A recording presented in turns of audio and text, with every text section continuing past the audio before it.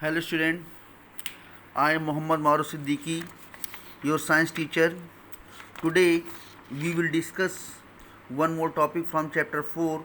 The name of chapter 4 is reproduction, means janan. Student, first of all we will read the topic. The name of today's topic is the endocrine system. Student, आप जो ये image देख रहे हैं, इस image में एक page number 41 पर भी थोड़ा सा मैटर है जो कि नहीं है. हम पहले उसको रीड करेंगे, उसके बाद फिर ये पेज नंबर 42 रीड करेंगे. आप सभी लोग केयरफुली सुनिए. The endocrine system. This system consists of several glands scattered over the body. These glands, called endocrine glands, are different from other glands. They discharge the chemicals they produce directly into the blood. Unlike other glands, which discharge their secretions through vessels or ducts, the chemical produced by the endocrine glands are called hormones. Hormones act like chemical messengers.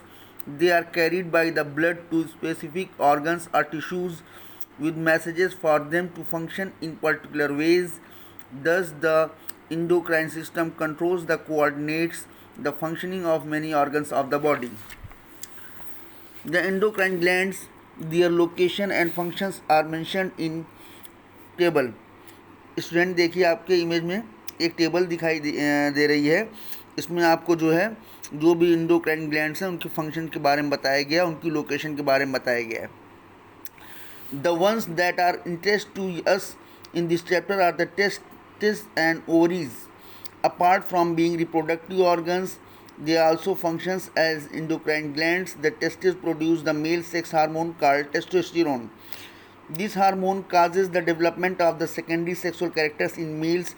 The ovaries produce estrogen, which is responsible for the development of the secondary sexual characters in females. Estrogen also prepares the uterus for pregnancy. Another hormone released by the ovaries is called progesterone. It brings about changes in the body during pregnancy. Student, अब table देखिए. Glands, pituitary, location, base of the brain, functions, regulates growth and the functioning of the other endocrine glands. Next, thyroid, location near the larynx, functions, controls many activities of the body including the rate of which energy is produced. Next, parathyroid, 4 glands, location behind the thyroid, functions, control the balance of calcium in the body.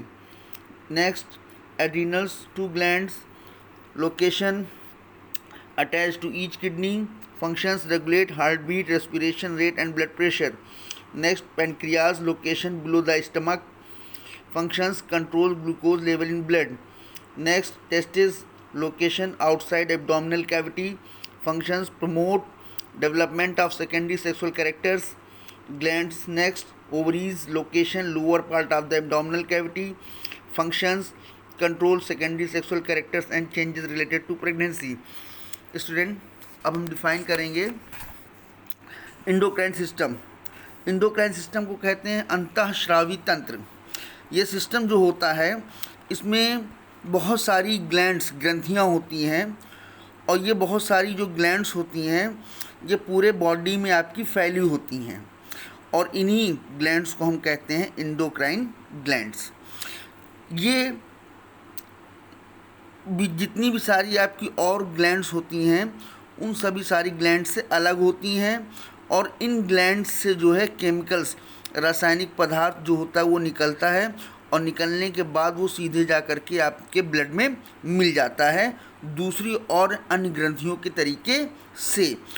इनसे जो निकलने वाला आपका secretion जो भी chemicals है ये एक किसी वेसल्स के थ्रू या किसी डक्ट के थ्रू डिस्चार्ज होता है, और जो ये केमिकल आपका एंडोक्राइन ग्लैंड से निकलता है इसी को हम कहते हैं हार्मोन्स. और हार्मोन्स जो होते हैं ये just like a chemical messenger के रूप में काम करते हैं, और ये आपके ब्लड, बॉडी में जो ब्लड होता है उस ब्लड के माध्यम से आपके शरीर के विभिन्न भागों तक पहुंच जाता है. टिश्यूज़ जो आपके विशेष प्रकार के होते हैं, जो विशेष प्रकार के ऑर्गन होते हैं, उन वहाँ तक पहुंच जाते हैं.